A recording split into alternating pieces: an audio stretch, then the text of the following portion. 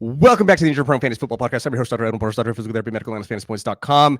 Today we have a very special guest because that bright, shining face that you see on the screen is at FG Dolan on Twitter, on X, whatever you want to call it.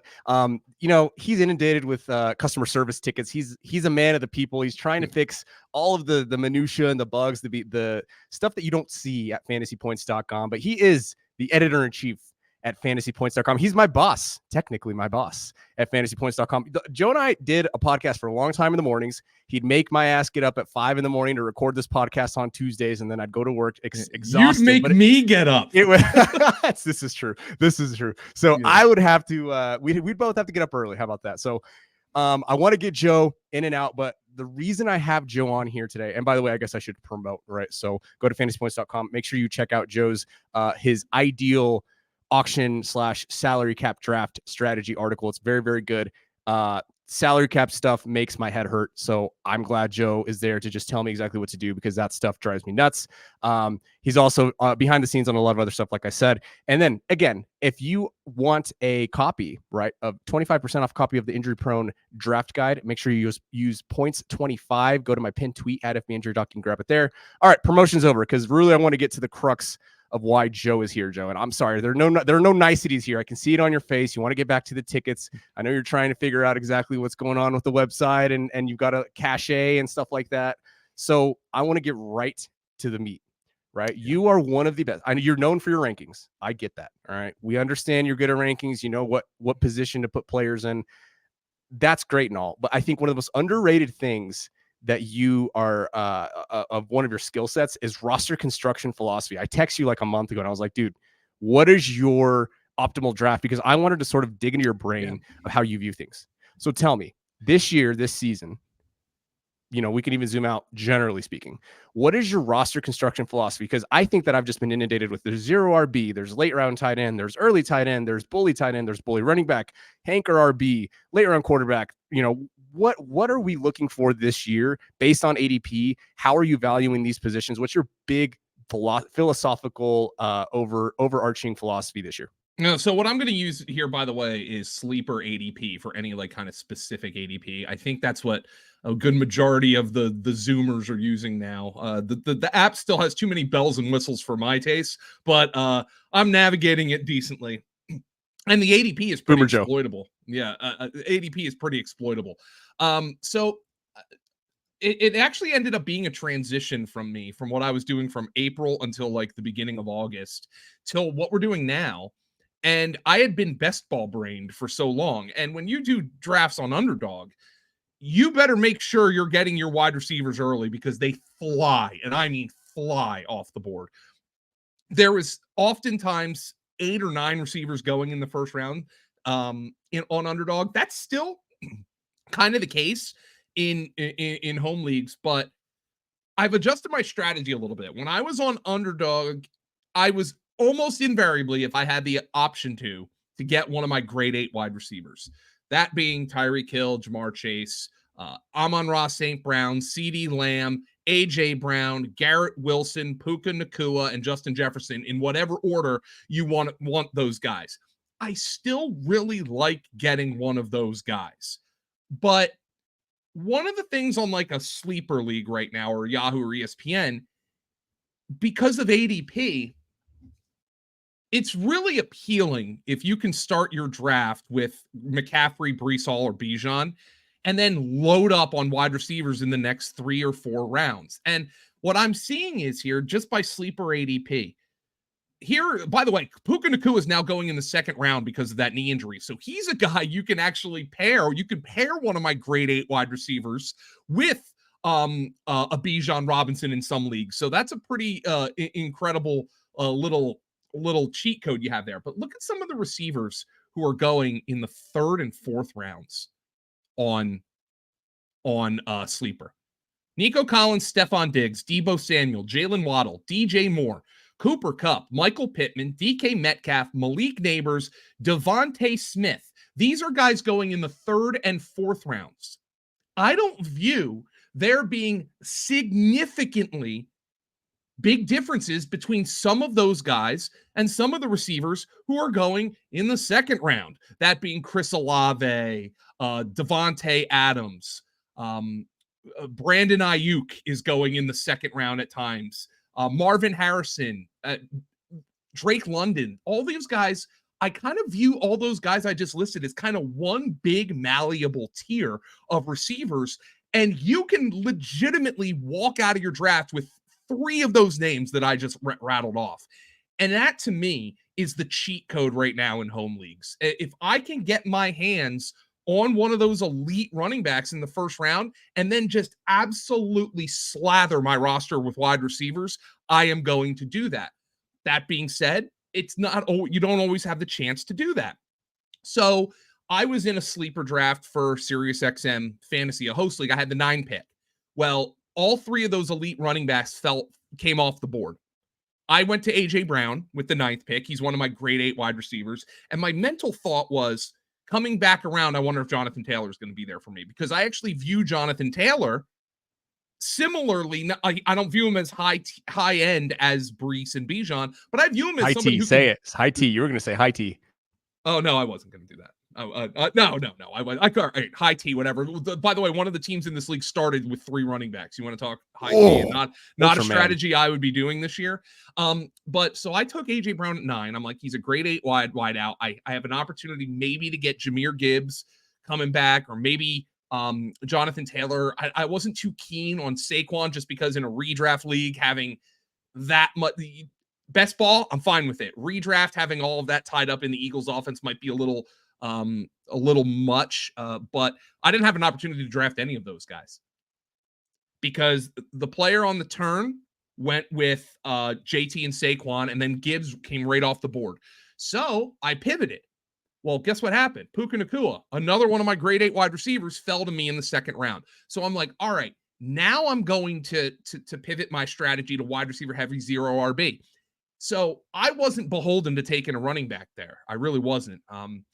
And what has happened now is I opened up some opportunities for me. My entire philosophy was, all right, I think I'm going to get a third receiver in the third round.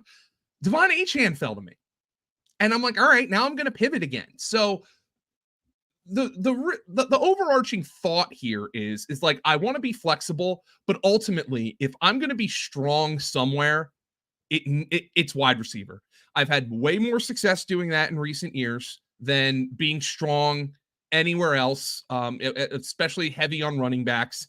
And it's easy to be strong at wide receiver, because it's so much harder to poke holes in the 3rd and 4th round receivers than it is to poke holes in the 3rd and 4th round running backs. So I'm going wide receiver heavy, whether that means going receiver, running back, receiver, whether that means going running back, receiver, whether that means going receiver, running back.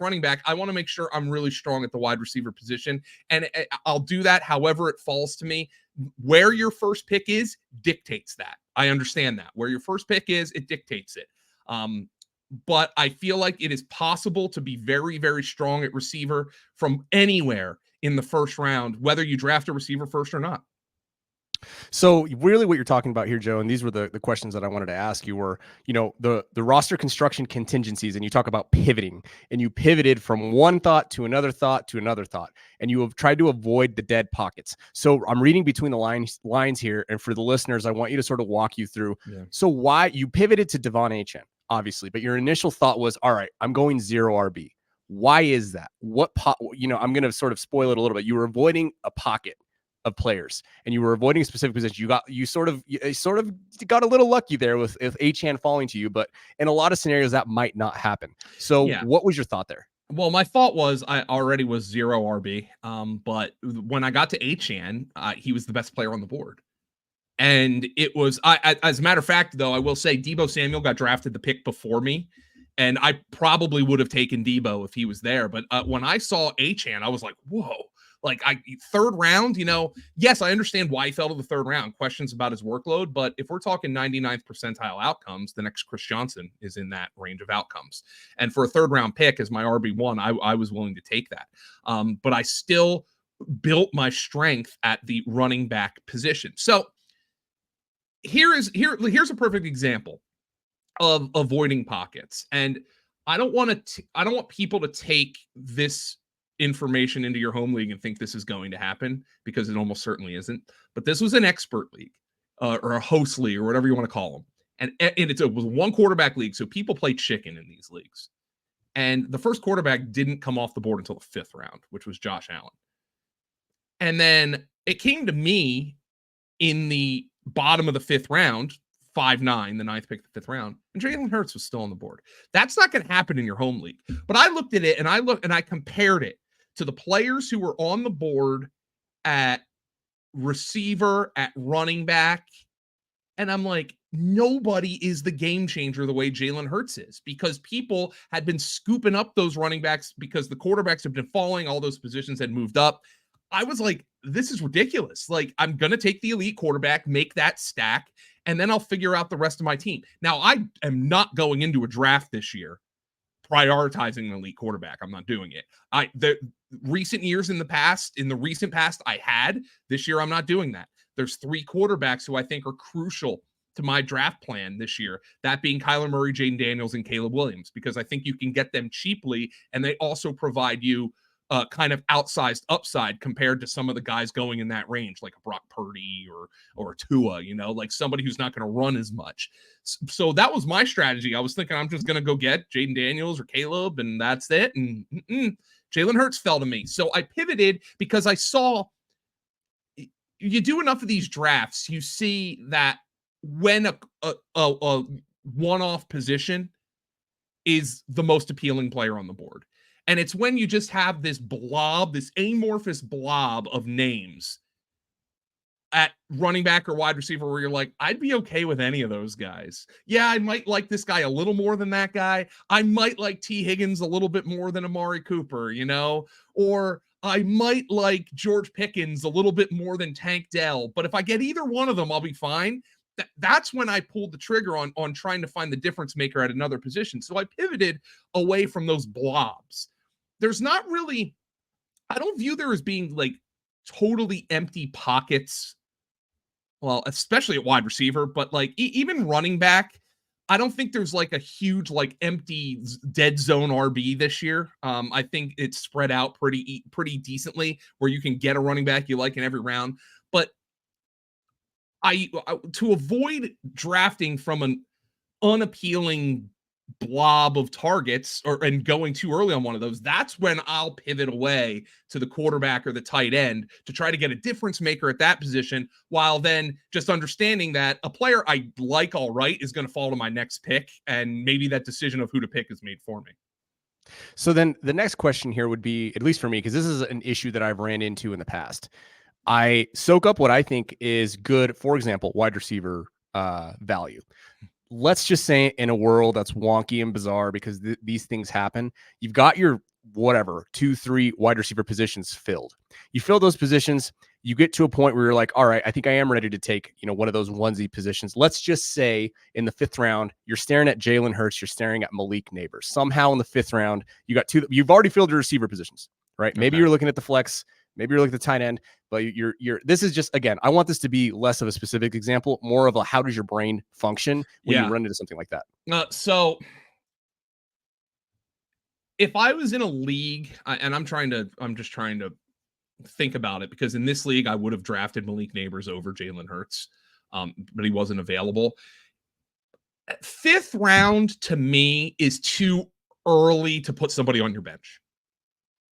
You know what I'm saying? Like, I am never somebody who's going to fill out all my starting roster. Maybe it falls that way, but I'm never somebody who's making it a priority to fill my starting slots before getting quality depth. I'm never somebody who's going to do that. But 5th round is probably just a little bit too early, in my opinion, to put somebody on your bench. Now, if Malik Neighbors was going to be able to fit into my flex in the 5th round, I would have taken him in an instant in that situation, because I value him and value having strength at that position, and I value the later round quarterbacks a little bit more. That option was not available to me, but I do think 5th round, I think 7th round is probably the first point where I'm like, I'm okay putting somebody on my bench. I'm okay making sure I'm strong at receiver, give myself a little cushion in case somebody gets hurt or underperforms. But 5th is probably a little bit too early for that. So how do you look at that same situation and, pivoting from another position that's a onesie position, the tight ends, right? I know tight ends are a little different this year than usual. There are some decent options in those middle rounds. So, again, it might be the answer might be the same, right? You're staring at Malik Neighbors. Let's just say, for example, again, not a specific example necessarily, but just your philosophy. Let's say you're staring again at Malik Neighbors, and this time you're staring at, I don't know. Again, let's live in a wonky world. Let's say Mark Andrews is there, right? Same question. It's probably the same answer, right? 5th round, you're not trying to necessarily fill your bench. You go Mark Andrews. Yeah, I would go with the tight end there. Now, actually, the funny part about this team that I'm talking about, and the reason I'm bringing up this team is because I literally just drafted it, and it's a sleeper team, so it's the freshest in my mind. I actually have both an elite quarterback and a quote unquote elite tight end on this team just because of where I viewed the position falling to me. Yeah, I would take Andrews in that situation, even if I have Neighbors ranked a little bit higher on my board, just because, again, I'm not putting somebody on my bench that early. But I very rarely come into a point where I'm staring down that decision that early. So that would be a bridge I would have to cross, but I would probably take I would take Andrews in that situation. So another position here that I think, or another, I guess, situation that I learned from you, but I think I took it too far. And I think over the last couple of years, I've taken it too far. I remember your story about Zach Stacy. I think you were, I don't know. Do you remember this draft where you needed an RB2? I think this was you. You told me you needed to fill it, and you went with Zach Stacy. This was years ago. Tell me about your philosophy when it comes to your RB2, because I'll be honest with you, Joe, I've gotten to the point. I know that I have waited too long for my RB2. 2 years ago, James Cook, he was my RB2 on a team. I remember specifically. And that was the point where I said, all right, I think I'm taking this too far. But when do you take it too far? Do you want to fill your RB2 spot with somebody like a Swift, somebody like an Aaron Jones, right? Some of those weird positions if you're not passing up on value elsewhere. How far do you take this anchor RB, and what's your stopping point? I'm not I'm more of a 0 RB bro than I am a heavy RB bro, but I do like the hero strategy mostly. That's mostly the way I like to draft, but I have had much more success in recent years going 0 RB than I have hero RB. I think it's a much more viable strategy. And on this team, you're going to think you might think I took it too far for my RB2. The second running back on my roster is Jonathan Brooks, who might not even play the first month of the season.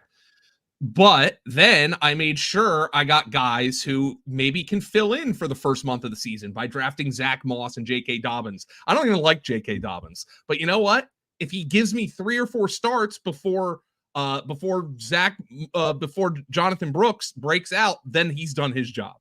So it allows you to talk yourself into players you might not like in and of themselves, and it makes it easier because, look, on this team, I have A.J. Brown, Puka Nacua, and Keenan Allen as my top 3 receivers. My tight end is Trey McBride, and my quarterback is Jalen Hurts. So I am absolutely, I almost compare that to my RB2 in that situation. It's like being in a NASCAR crash right now. It's real ugly, real ugly. You don't want to do it, but man, are those cars safe, and they protect you from all the crap that's going on around you. My RB2, I view as a NASCAR driver right now. He's somebody who he's along for the ride in a really, really fast car, but they're so unbelievably safe that you can even flip the car a couple of times and walk out of it unscathed. That doesn't mean you want to get in an accident, because you can get hurt, but you can be insulated by all the great players around that RB2. And that's kind of my strategy with it. And it also, what that does is it focuses my strategy on the waiver wire. If a Puka Nacua happens, a new Puka Nacua, let's say Luke McCaffrey. I don't think there's going to be a Puka Nacua this year, but if there is, it might be him. let's just say he breaks out in week 1 and he wasn't drafted in your league and you want to drop. I'm not saying ignore wide receiver, but it really narrows your focus on the waiver wire. Barring injury, you're not spending fab on tight ends or quarterbacks. So it focuses you to keep an eye on the running backs, and look at how many running backs emerged last year who could have helped you. Kyron Williams after week 1 was a popular waiver. I actually drafted him in a couple of leagues. But Devon Achane, you could have picked him up after a couple of weeks. You could, I think he was getting drafted. People might have dropped him, because he wasn't getting work. Bro, don't remind me. I dropped him. Yeah, exactly. Jaylen Warren, guys like that, they always emerge. And I have said this for a decade. I will continue saying it because it's never not been true. There is somebody at the running back position whose name has not left these lips all year who will be fantasy relevant this season. It's true. When's the last time that didn't happen? Yeah, I mean, you're right. You're right. No, I stopped to think about that for a second, but you're right. There's always somebody that emerges at that RB position. And if you blow your fab right on that guy, but you end up with Kyron Williams, you end up with Devon Achane, that's obviously you create a juggernaut. And I will say this. I'm not telling you to spend 100% of your fab in week 1 or week 2. But most of the time, the guys emerge quickly. Most of the time they emerge quickly. When they don't, it's when let's just point to a situation from a couple years ago when Jamal Williams was with the Packers and their starting running back got hurt. It might have been Aaron Jones. It might have been somebody else at that point. You pick up Jamal Williams off the waiver wire. There was when Eckler went down with the Chargers a couple years ago and Justin Jackson was a league winner down. Those situations do exist, and it's always good to have a couple of bucks around to maneuver there. But look, Kyron Williams, Puka Nacua, these were the waiver wire league winners last year, and they emerged in week 1. So that's something you can really just because what information don't we have right now? We don't know what coaches really think of their teams because nobody plays during the preseason anymore. When do we find out what coaches think of their teams? When the bullets are flying. And they're going to be flying NFL week 1 and week 2. That is typically the smartest time to spend your fab budget because guys who are playing then and producing then who you didn't expect to produce, that tells you that the coaches have a faith in that player to continue producing. Does it always work out? No, it doesn't. But I think it's a better rule to spend your money fast than it is to spend it to hold it because I think players emerge pretty quickly. Absolutely. So, all right, Joe, before I let you get back to these service tickets that you enjoy so much, I want you to read that team off again that you talked about. Okay. So this is a 12-team PPR league. This is my week 1 projected starting lineup. You don't give a crap who my kicker and defense are. Maybe defense. Pittsburgh has a decent early season schedule, so I picked them. Jalen Hurts, Devon Achane, Zach Moss. Again, not sexy. But AJ Brown, Puka Nacua, Keenan Allen, Trey McBride.